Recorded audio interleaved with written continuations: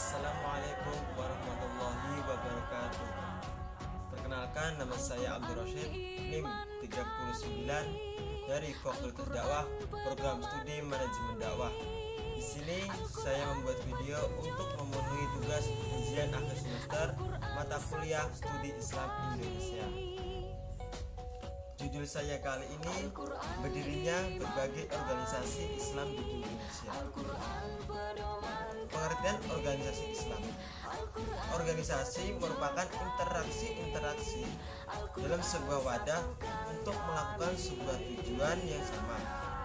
Namun dalam Islam, organisasi dipandang dengan sisi yang berbeda, di mana organisasi merupakan suatu kebutuhan dan sangat penting, dan organisasi tidak hanya diartikan semata-mata sebagai wadah perkumpulan beberapa orang dengan cita-cita dan tujuan bersama.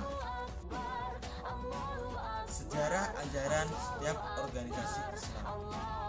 Nahdlatul Ulama atau Kebangkitan Ulama atau Kebangkitan Cendekiawan Islam. Nahdlatul Ulama adalah organisasi Islam di Indonesia. Organisasi ini berdiri pada tanggal 31 Januari tahun 1926 dan juga bergerak pada bidang sosial, pendidikan, dan ekonomi yang dipelopori oleh Romo Kiai Haji Hasyim Asy'ari. Sebab jauh sebelum Nahdlatul Ulama lahir dalam bentuk jamiah, organisasi ini terlebih dahulu mewujud dalam bentuk jamaah dan terikat kuat oleh aktivitas sosial keagamaan yang memiliki karakter tersendiri. Selanjutnya, Muhammadiyah merupakan organisasi modern yang berdiri di Yogyakarta pada tanggal 18 November tahun 1912. Organisasi ini terbentuk karena masyarakat Islam yang berpandangan maju menginginkan terbentuknya sebuah organisasi yang menampung aspirasi mereka dan menjadi sarana bagi kemajuan umat Islam.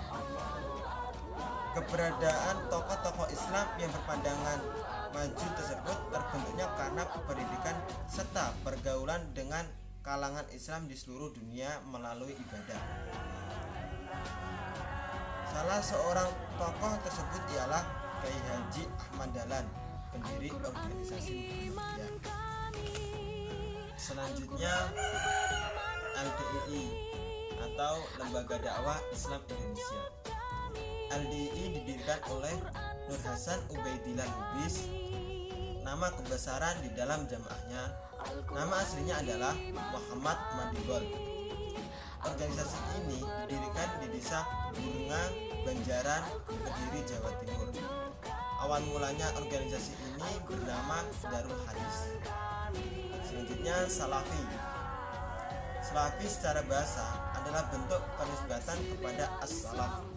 Kata as-salaf tersendiri secara bahasa bermakna orang-orang yang mendahului atau hidup sebelum zaman kita. Sedangkan menurut istilah, as-salaf adalah generasi yang dibatasi oleh sebuah penjelasan Rasulullah SAW yang di dalam hadisnya, sebaik-baik manusia adalah yang hidup di masaku, kemudian yang mengikuti mereka atau tabi'in, kemudian yang mengikuti mereka lagi atau tabi'in. Hadis riwayat Bukhari dan Muslim.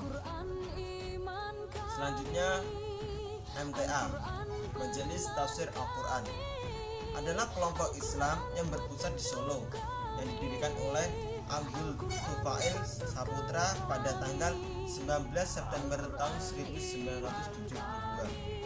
Karena adanya ketidakcocokan dengan Muhammadiyah, akhirnya ia mendirikan organisasi ini.